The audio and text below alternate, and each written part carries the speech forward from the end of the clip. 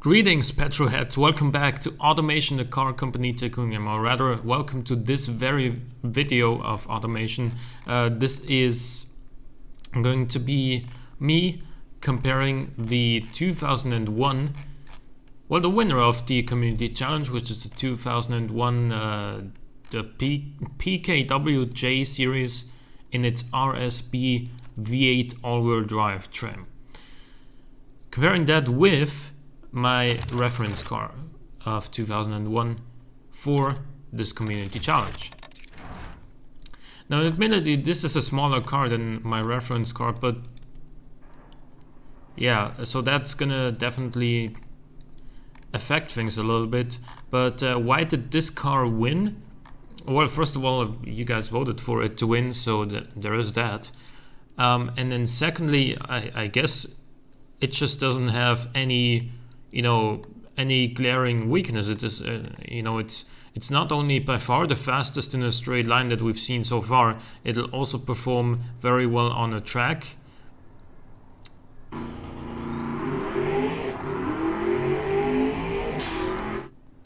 That is mainly down to its all-wheel drive and all-wheel drive traction in conjunction with its massive power. The only, if we're being picky, 33.6 comfort for a family sport premium may seem a little bit low for some, but overall this is a very well balanced car. It uses next to no fuel at all for a car of this category. I don't even really know how you managed to do that with like 1800 kilograms of weight. But yeah, for now it's time to compare this to my reference car, see what the advantages and disadvantages of it are. So this car has partial alu panels, whereas my reference car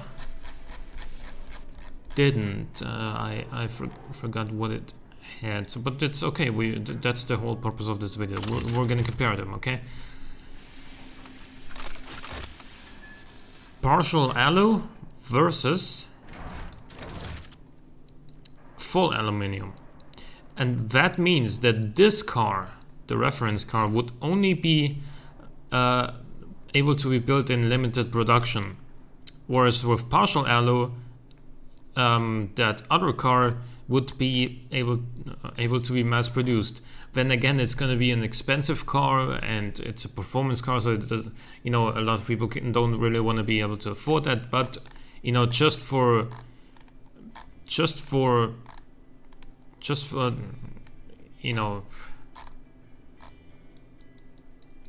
production costs and whatnot, and probably also final price, that other car could be theoretically mass produced and therefore would be cheaper to produce over a longer period of time than this car. Obviously another big difference is that this is rear-wheel drive, whereas the other car was all-wheel drive. Both are V8 powered. This is a 5-liter naturally aspirated crossplane V8. We have 450 horsepower, we have 4 valves per cylinder, no VVL, and we are revving to 7,200 RPM. Whereas with the other car, we have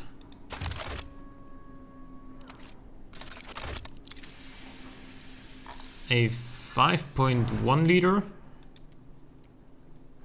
also crossplane V8 made from aluminium, and then this one also has 4 valves per cylinder with dual overhead cam, but it also has VVL, unlike the reference car. And also unlike the reference car, this one isn't naturally aspirated, it is turbocharged, making 529 horsepower right at its red line of 7,000 RPM, making 462 pound-feet of torque, which is obviously more than the naturally aspirated 5-liter in the reference car, and this also makes 30% economy, which is again more, significantly more at that too. And we've already said that this is all-wheel drive, but like the reference car, this does have a 6-speed manual gearbox. However, this has a viscous limited slip diff and +3 quality in the gearbox section, and a power split of 60 to 40, like 60% rear, 40% front. It comes with 245 sport tires all around, mounted on 17-inch alloy rims. And we do have +5 quality in the tire section as well, so that is interesting, because you'd think that you know, all-wheel drive would provide enough grip to begin with, but obviously more quality in the tire section will only help you with making cornering even better, and braking for that matter. This has vented discs all around, just like the reference car. It has 4 pistons up front and 2 pistons on the rear. It's got a fully clad under tray, +5 quality in aerodynamics, 4 seats with premium interior and standard CD, and advanced safety. And then we get active sport springs and semi-active dampers. And overall drivability is 48.6 at sportiness, and sportiness is at 55.1. So now let's compare all of that with the reference car.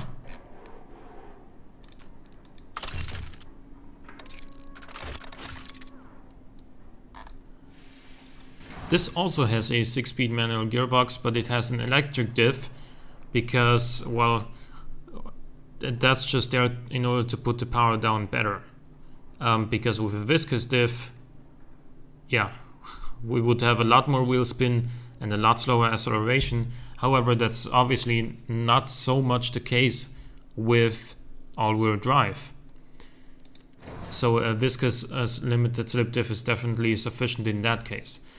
Also, because this is a rear-wheel drive, it has wider tires, front and rear.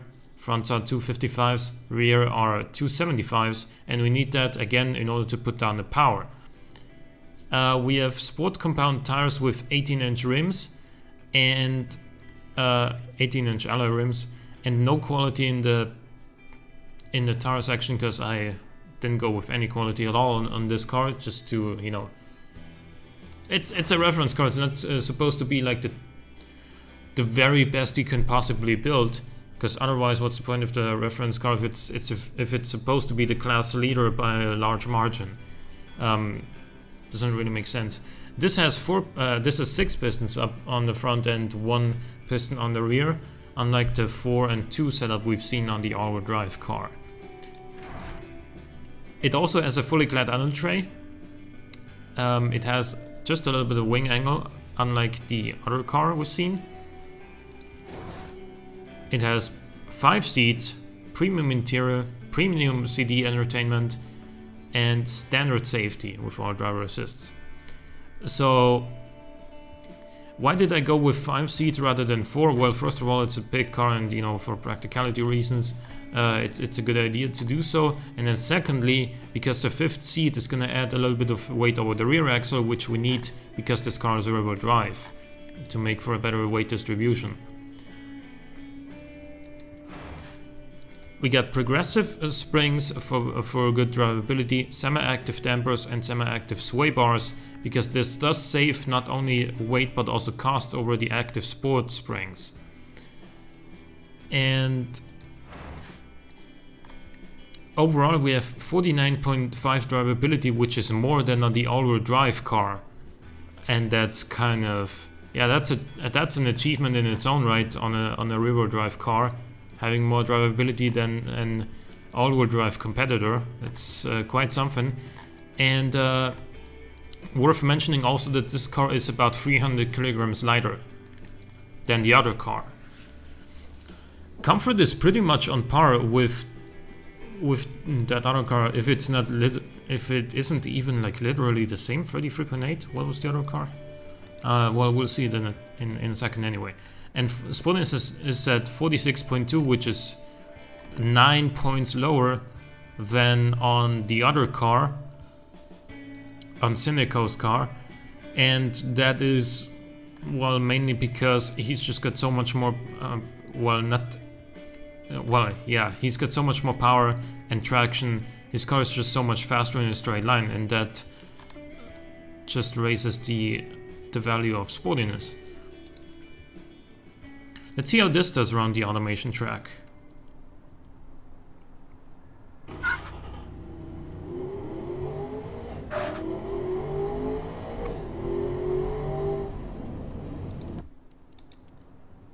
.215.57, so it's actually just like 1.2 seconds slower around the entire course, when you consider that the 0 to 100 is 1.2 seconds slower on this car than on the other car. Then it doesn't lose that much more when going around corners, and that's nice.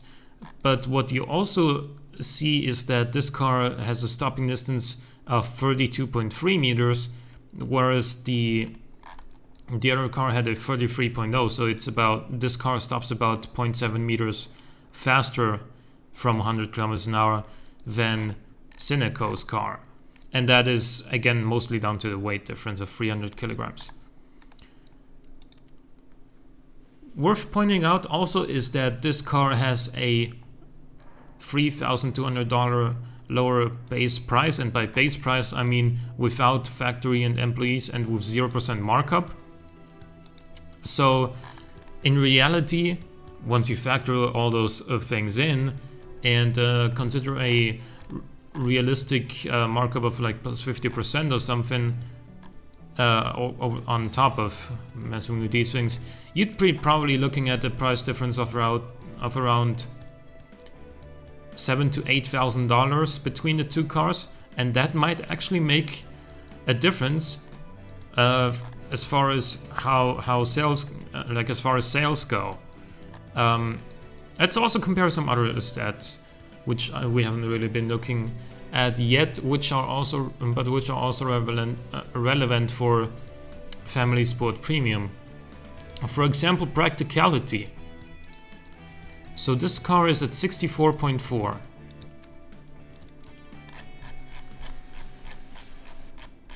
Whereas this car, I mean, it should be good because it has all-wheel drive, which is just generally more practical than rear-wheel drive. Oh, it's actually at 54.7.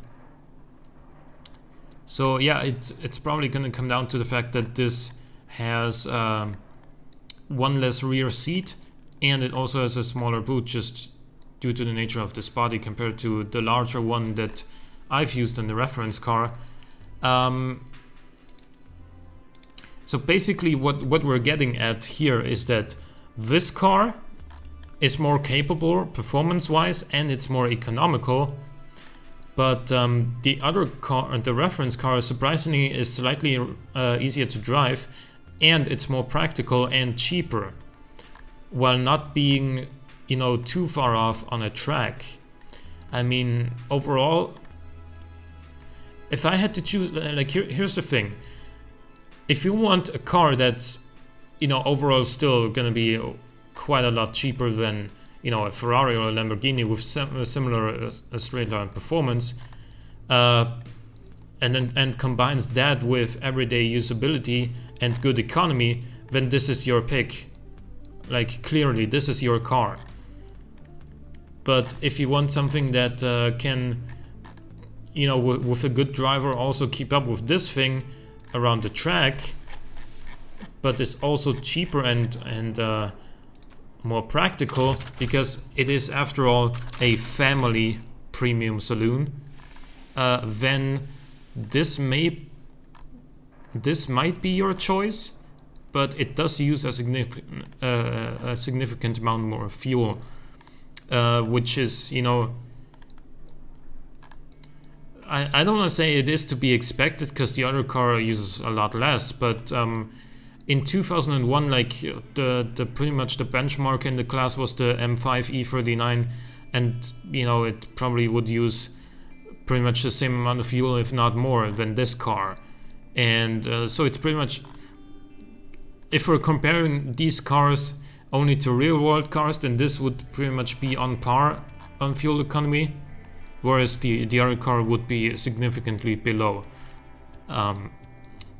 the average fuel consumption in the class. Right. So I want to compare the stats individually again, the sector times. So let's run this around here once again. So we have some split times. Good. And now let's compare those with these. Obviously, also needless to say that this car is a lot faster on the quarter mile than my reference car. Excuse me.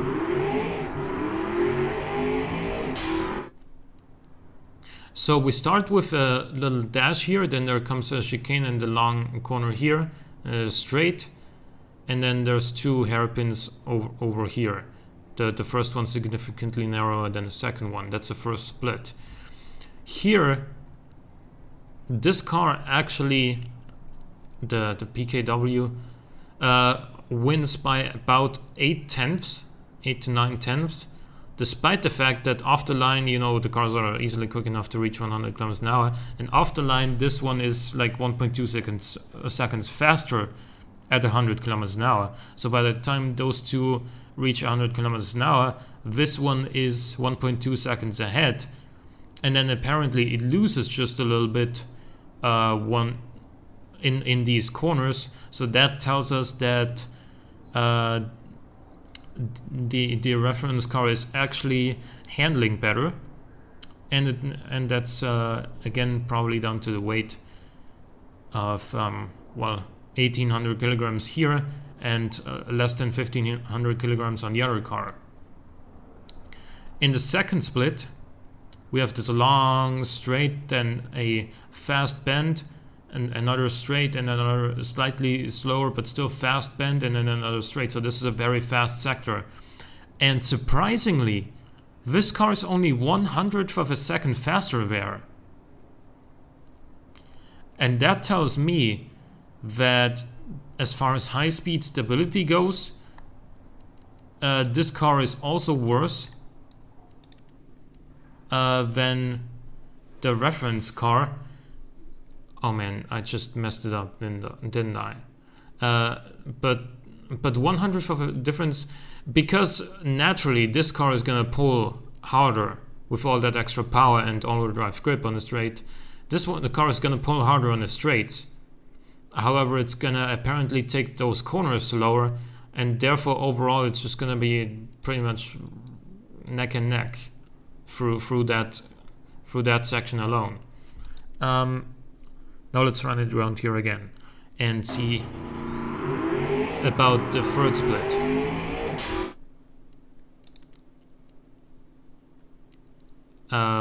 Wait, excuse me?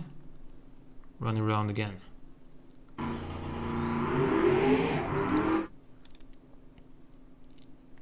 It gets slower every time. How is this happening?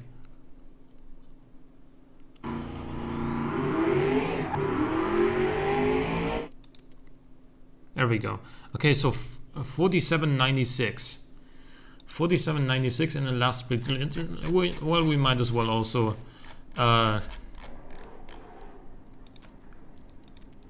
No, that's the wrong button. We might as well also get a little bit of a perspective of this car, right? So let's run this around and see how the third split goes.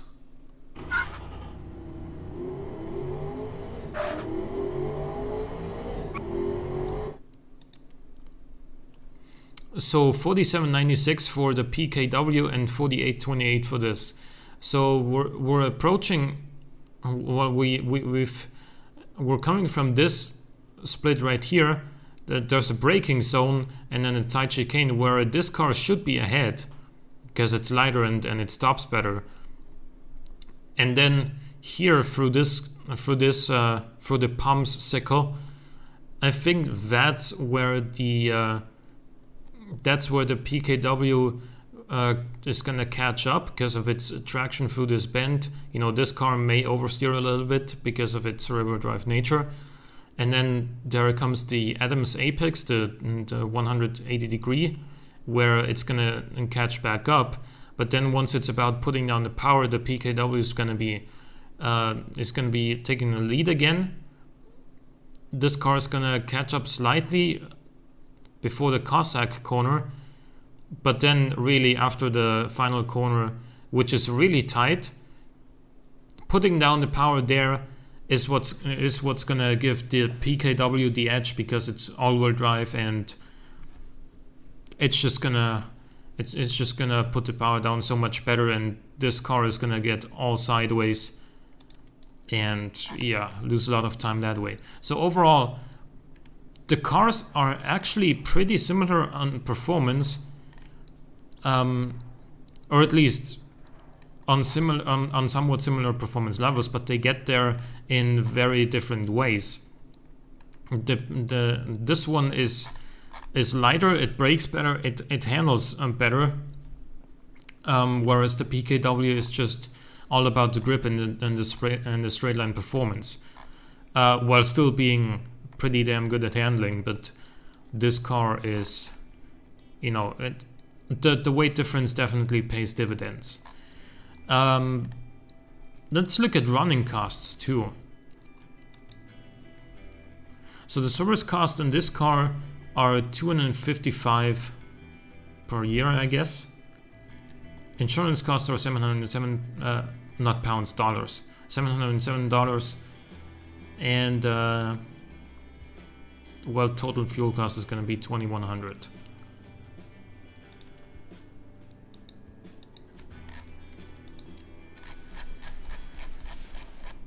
And then the PKW.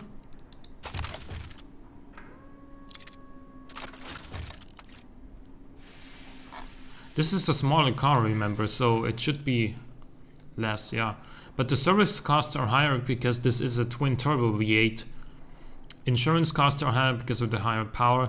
Tax multipliers are 100% though, rather than 125%. And this does cost a lot less in fuel per year because it uses so much less. So overall,